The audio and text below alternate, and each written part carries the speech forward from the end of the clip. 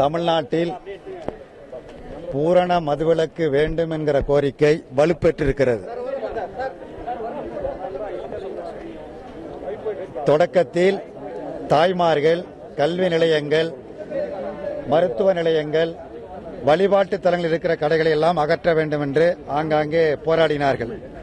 அதன் ஒரு பகுதியாகத்தான் காந்தியவாதி திரு சசி பெருமாள் அவர்களும் ஒரு கடையை அகற்ற வேண்டும் என்கிற போராட்டத்தை பல மாதங்களாக நடத்தி அதிகாரிகள் கொடுத்த வாக்குறுதிகள் எதுவும் நிறைவேற்றாத காரணத்தினால் அதன் உச்சகட்ட போராட்டமாக அவர் நடத்தி அதிகாரிகளுடைய கவனக்குறைவால் அலட்சியத்தால் அவர் உயிர் பிரிய நேரிட்டது. அவரது மரணத்திற்கு பிறகு, அவரது தியாகத்திற்கு பிறகு தமிழ்நாடு முழுவதும் இன்றைக்கு போராட்டம் என்பது எந்த அரசியல் கட்சியும் தூண்டி நடைபெறவில்லை. விடுதலை சிறுத்தைகளோ, மார்க்சிஸ்ட் கம்யூனிஸ்ட் கட்சியோ, இந்திய கம்யூனிஸ்ட் கட்சியோ, மறுமலர்ச்சி திராவிட முன்னேற்ற கழகமோ, மனிதநேய மக்கள் கட்சியோ இல்ல இன்னபிற கட்சிகளோ தூண்டி இந்த போராட்டங்கள் நடைபெறவில்லை.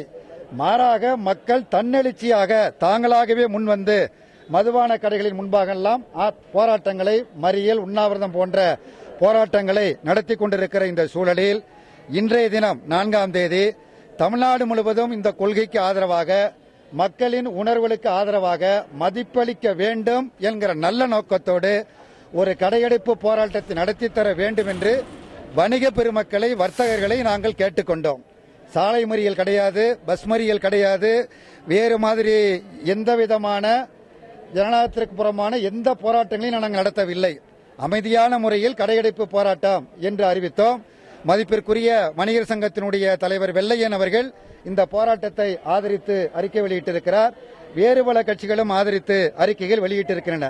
இந்த சூழலில் நேற்றைய தினம் தமிழ்நாடு முழுவதும் இந்திய கம்யூனிஸ்ட் கட்சி, மார்க்சிஸ்ட் கட்சி, விடுதலை சிறுத்தை கட்சி, அதேபோல மறுமலர்ச்சி திராவிட முன்னேற்ற கழகம் போன்ற கட்சிகளைச் சேர்ந்த தொண்டர்கள் இரவோடு இரவாக நள்ளிரவில் வீடு புகுந்து, கட்சி அலுவலகங்கள் புகுந்து எங்களுடைய தொண்டர்களை கைது செய்திருக்கிறார்கள். முன்னெச்சரிக்கை நடவடிக்கை என்கிற பெயரால் கைது செய்திருக்கிறார்கள். கைது செய்திருப்பது மட்டுமல்ல, அவர்கள் மீது கலகம் செய்தார்கள், வன்முறை செய்தார்கள் என்று எஃப்ஐஆர் வழக்கு பதிவு செய்திருக்கிறார்கள். இது கடுமையான கண்டனத்திற்குரியதாகும். நாங்கள் திரும்ப திரும்ப பத்திரிகையாளரிடத்தில் வேண்டுகோள் விட்ட பொழுது கடையடைப்பு மட்டும்தான் செய்கின்றோம் என்பதை தெளிவுபடுத்தியிருக்கிறோம்.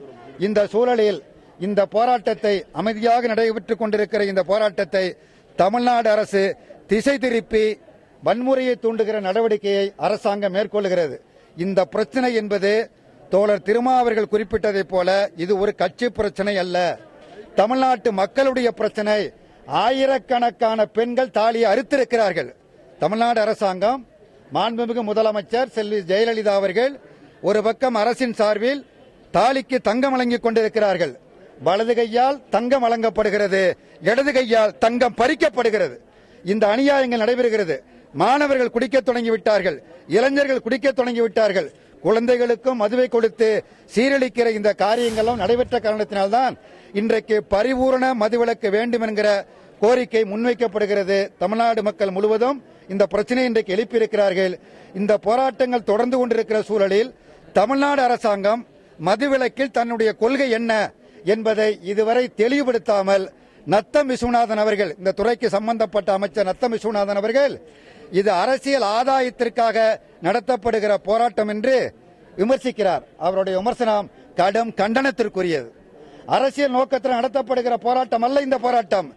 தோழர் ஜிஆர் அவர்கள் குறிப்பிட்டதை போல, திருமாவர்கள் குறிப்பிட்டதை போல தமிழ்நாட்டு மக்களின் நலன் சார்ந்த போராட்டம், தமிழ் மக்கள் நலன் சார்ந்த இந்த போராட்டம். ஆகவே இந்த போராட்டத்தில் தமிழ்நாடு அரசு தனது நிலையை தெளிவுபடுத்த வேண்டும். மதுவிலக்கு கொள்கையில் தங்களுடைய நிலை என்ன என்பதை தெளிவுபடுத்தி பரிபூரண மதுவிலக்கை அமல்படுத்துவதற்குரிய நடவடிக்கைகளை மேற்கொள்ள வேண்டும்.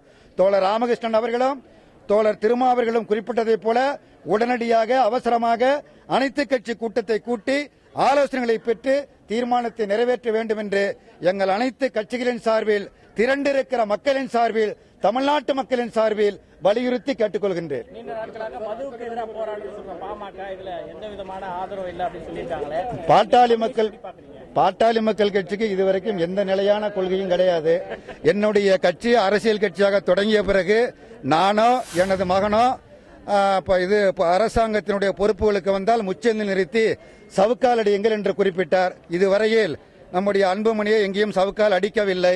அண்ணா திராவிட முன்னேற்ற கழகத்தோடு கூட்டணி சேர்ந்தால் தாயோடு உறவு கொள்வதற்கு சமம் என்று மரியாதைக்குரிய டாக்டர் ராமதாஸ் அவர்கள் அறிவித்துவிட்டு பிறகு அண்ணா திராவிட முன்னேற்ற கழகத்தோடு கூட்டு சேர்ந்தார். இப்படி தெளிவில்லாத ஒரு மதிப்புமிக்க தலைவரை சொல்வதற்கு கேட்டு நான் பதில் சொல்ல வேண்டிய அவசியமில்லை.